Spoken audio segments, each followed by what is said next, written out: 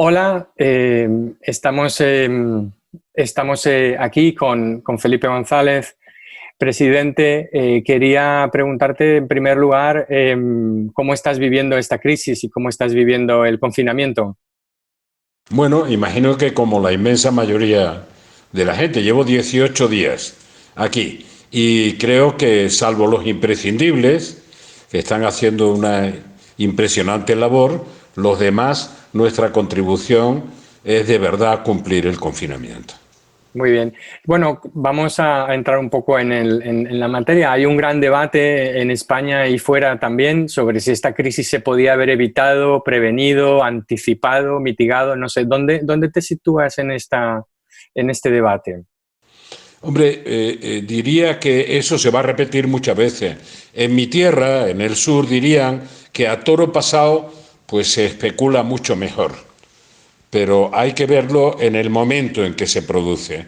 Y sobre todo cuando se tenga que hacer un análisis crítico, hay que hacerlo poniéndose en la piel del que tiene que tomar la decisión, el que está a frente del aparato del Estado, el que tiene que liderar la operación. Si no te pones en su piel, es imposible hacer una valoración sensata. Vale. La respuesta española a esta crisis viene mediada por dos variables. Somos un Estado descentralizado hacia abajo, en las competencias sanitarias, con un Estado autonómico muy potente, y también hacia arriba, porque somos un Estado miembro de la Unión Europea. Quería pedirte que analizaras un poco cómo está funcionando el Estado un poco en este sándwich entre la descentralización hacia abajo y hacia arriba. Vamos primero con el Estado y la descentralización. ¿Qué nos está diciendo esta crisis sobre cómo está funcionando la coordinación, nuestro Estado autonómico, etcétera? Bueno, yo creo que está funcionando bien, la evaluación tiene que hacerse día a día y al final habrá que hacer una evaluación definitiva. Yo creo que está funcionando mejor el programa de acción que tiene que ajustarse a la realidad paso a paso que la comunicación. Eh, en cierta medida la comunicación me desconcierta, pero la acción está funcionando razonablemente bien dentro de la inmensa incertidumbre. Mire, el problema es que la única certidumbre que tenemos, y no es plena, es la aportación científica. Esa es la única certidumbre ante una pandemia de esta naturaleza. Y repito, como no es plena, resulta que te tienes que basar en el conocimiento científico y al final, que ese es el papel del Estado, el Estado tiene que responder. Nosotros como Estado descentralizado tenemos que aumentar sistemáticamente la coordinación para que funcione eficazmente. La descentralización hacia arriba, hacia Europa, está fallando. La descentralización hacia abajo, salvo algunos elementos de rozamiento, yo creo que es bastante satisfactoria dentro de la tragedia, del drama que estamos viviendo, que pone a la gente hipersensible. Lo que está fallando es la Unión Europea. ¿Y en qué sentido, en qué has echado de menos o estás echando de menos a la Unión Europea? ¿Más en la respuesta en la emergencia o en la parte que tiene que ver con la respuesta económica y de ayuda económica? Yo creo que en todo. La reacción hacia el repliegue nacionalista niega el sentido histórico de la construcción europea. Mire, ¿cuál es la principal contradicción? La respuesta ante una amenaza es local, pero la amenaza es global. La respuesta local, nacional en este caso, es necesaria, pero para nosotros, yo propuse aquello de la ciudadanía europea, 500 millones de europeos es local, local.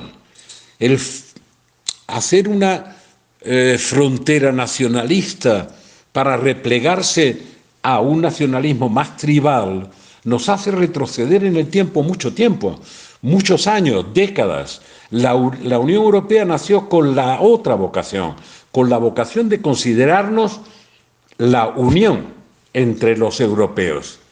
Y eso está fallando tanto en asumir que la responsabilidad es de todos, porque nos va a llegar a todos la pandemia, y en no considerar que 500 millones en este rincón que es el suroccidente de Eurasia. En este rinconcito de 500 millones. Se aísla la India y se aísla la India con 1.400 millones de seres humanos. Es que nosotros somos un pequeño trozo del planeta con muchos medios y tenemos que ponerlo a disposición tanto los técnicos, los sanitarios, los de respuesta a la crisis de salud, como los de respuesta a la crisis económica. Y sin embargo estamos viendo el resurgir de los prejuicios y de los estereotipos que ya vimos en la crisis del 2008, de norte-sur, ahorradores, despilfarradores, católicos y protestantes. Esto es particularmente deprimente. ¿Cómo lo combatimos? ¿Cómo superamos la fase de los gritos y los prejuicios y los estereotipos y nos ponemos a trabajar juntos? No es fácil superarlo, pero la pena es que cuando le llegue a todo el mundo, y a todo el mundo le está llegando, y hablo ahora al mundo al que me refiero, que es la Unión Europea, entonces todos estarán más dispuestos. Mire, la evolución del problema más dramático que hemos tenido de ruptura en los últimos años, que ha sido el Brexit, la evolución de Johnson al frente de ese país es la evolución de preferir el aislamiento, Brexit, y ahora decir tenemos que hacerlo de manera conjunta. Bueno, esa evolución se va a producir en todos sitios. El problema es que nos estamos jugando la credibilidad de los ciudadanos europeos en cuanto a la respuesta de todos a una amenaza que es, desde el punto de vista de las consecuencias inmediatas, mucho peor porque afecta a algo tan sensible como la salud, porque azota el miedo, porque agita el miedo, y mucho peor también desde el punto de vista del impacto económico inmediato. Por tanto, en las dos dimensiones, la Unión Europea tiene que responder a sus principios fundadores. No tenemos que olvidar lo que supuso incluso la creación del Consejo de Europa, que es la defensa de la democracia, de los derechos humanos, la defensa del Estado de Derecho y la Unión Europea. Poner en común aquello que nos dividía. ¿Para qué? Para actuar en común, para responder en común. Y en ese sentido, la discusión sobre, o el obstáculo de los eurobonos, ¿te parece que es una discusión en la que debemos centrarnos, o viendo que no hay acuerdo en este momento, debemos sortear ese obstáculo y actuar de otras maneras hasta que resolvamos ese problema, o es el problema central al que debemos dedicar nuestras energías? Bueno, lamento decir que en 2010, cuando presenté ante el Consejo Europeo en marzo de 2010 el informe oral que después presenté en mayo por escrito, yo defendía entonces que hubiera eurobonos a partir del techo mínimo de deuda del 60% previsto en el Pacto de Estabilidad. Ya lo defendí entonces. No quiero desdecirme ahora que la situación es más urgente y más dramática, pero ese es un instrumento clave, pero si hay otro instrumento de la misma eficacia, que se ponga en marcha. Pero tenemos que hacerlo ya. No podemos, todas las tonterías que oigo respecto de la anterior crisis, de una vez tenemos que reconocer que la austeridad llevada al extremo que se llevó en la lucha contra la crisis de 2008 produjo una cantidad de sufrimiento innecesario a los ciudadanos europeos sin ninguna ventaja relativa, y la comparativa la tenemos claramente con Estados Unidos. Salieron antes mucho más eficientemente que nosotros. Y nosotros somos una Unión Europea. Todos los medios tienen que estar disponibles ya. Y si alguien se cree superior, lo pagará muy caro, porque eso es lo que nos pasó en Europa 2 veces en el siglo XX, con consecuencias terribles. Vamos a mirar un poquito fuera de Europa. Nuestros hermanos latinoamericanos también están atravesando esta crisis, también con políticas y aproximaciones muy distintas, algunos con medidas muy parecidas a las nuestras, muy concernidos con la salud y el impacto económico, otros como en México, parece que en una especie de negación o situación muy extraña y muy difícil de explicar. ¿Cómo ves la respuesta latinoamericana y en concreto la situación de México? Bueno, no hay una respuesta latinoamericana para empezar, ¿no? Y sería raro que la hubiera, teniendo en cuenta que la Unión Europea no es capaz de tener una respuesta teniendo todos los medios a su alcance. Pero no me quedaría en la frontera mexicana.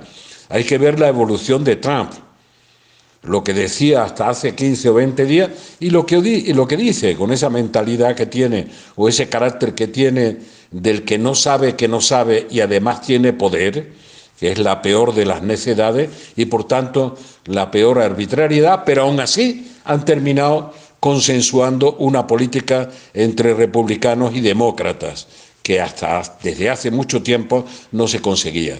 Para América Latina la verdad es que me gustaría que hubiese una coordinación, y en cierta medida trato de estimularla, una coordinación con España, ese área que llamamos iberoamericana, donde haya, por lo menos en la fase de lucha contra el coronavirus, contra esta pandemia, que hubiese una cooperación mucho más estrecha que se puede conseguir entre todos los centros potentes de investigación, entre toda la industria dedicada a eso, las propias fundaciones públicas y privadas, o sea, en cooperación público-privada, para que haya por lo menos un consenso mínimo de cómo se combate la enfermedad y cómo se llega después a superar las consecuencias de la enfermedad. Creo que eso se puede conseguir y la verdad es que por mi vínculo con América Latina, yo llevo 18 días confinado después de 15 días en América Latina, por ese vínculo estoy dispuesto a trabajar, estoy dispuesto a proyectar y a sugerir, pero estamos viendo lo que ha pasado en todo el mundo, ¿eh? El que lo niega primero, el que no se responsabiliza después. Por eso cuando se critica lo que se hace en España, dejo aparte la comunicación, digo, hombre, ¿la comparación con quién? Porque hemos llegado pronto, la tragedia es dura sin duda alguna y la programación es buena. Si conseguimos que haya un área mínima de consenso en cuanto al paquete de medidas que hay que tomar frente al coronavirus y el tratamiento con medicamentos y después la investigación para el futuro. Si lo conseguimos, sería un gran paso. Bien, y luego hay otra derivada que es la geopolítica en toda esta cuestión, en la rivalidad entre Estados Unidos y China, en las nuevas Atenas y la nueva Esparta. ¿Cómo ves el saldo en este momento de la participación o en esa rivalidad? ¿Cómo va a cambiar el coronavirus, ese gran escenario geopolítico de rivalidad entre estas dos superpotencias? Eso es todavía relativamente incierto, porque yo creo que la ventaja relativa de China es una ventaja que se debe a la incapacidad de liderar un desafío global como este que tiene la presidencia de Estados Unidos, que tiene Trump. Y eso le da una gran ventaja relativa, sin duda alguna, a China. ¿Eso significa que la ventaja relativa está en el sistema? Yo no lo creo. La ventaja relativa está en un liderazgo. ¿Por qué? China está contemplando este desafío que nace en China, o parece que nace en China, porque la gripe española hace un siglo no nació en España, pero bueno, está contemplando este desafío como un desafío global. Veamos, lo local es una respuesta necesaria, pero no suficiente, porque se trata de un desafío global. Su propio nombre, pandemia, significa que nos afecta a todos. Bueno, yo creo que la disposición de China para considerar no solo lo local, que obviamente lo considera, sino lo global como pandemia, le da una ventaja relativa que puede perder Estados Unidos incluso con América Latina, con su llamado patio trasero. Vale, y para concluir, has mencionado varias veces la cuestión de la comunicación a lo largo de la conversación. ¿Cómo debe ser la comunicación y el liderazgo político en tiempos de crisis? Tiene que ser austera, es decir, lo más breve posible, lo más directa posible y lo más empática posible con el estado de ánimo de los ciudadanos. Digo, como regla general, austeridad en la información, carácter directo de la información. Es obvio que hay que insistir en que dependemos de la única certidumbre relativa, repito lo de relativa, que es la aportación técnica, la aportación científica, pero al final la responsabilidad la toma el que está al mando, inexorablemente. Eso es lo que llaman la soledad del poder. Tú ya tienes la información, pero nadie te exime de tomar una decisión. Por tanto, empatía con el estado de ánimo de la gente que está sufriendo, empatía con los que están luchando en primera línea y comunicación austera y directa. Sí, creo que en algún momento, en alguna conversación, has mencionado la liberación que provoca cuando ya no eres presidente del gobierno el no tener un teléfono en la mesilla de noche, ¿no? El no tener el último teléfono que suena al lado. Eso sin duda es una liberación. También es una gran limitación, un gran sufrimiento, porque me obliga a opinar midiendo mucho la opinión. Estupendo, pues muchas gracias. Terminamos aquí. Muchas gracias a la Fundación Felipe González por habernos hecho posible concertar esta conversación y pues mucho ánimo y mucha suerte con el confinamiento. Seguiremos hablando.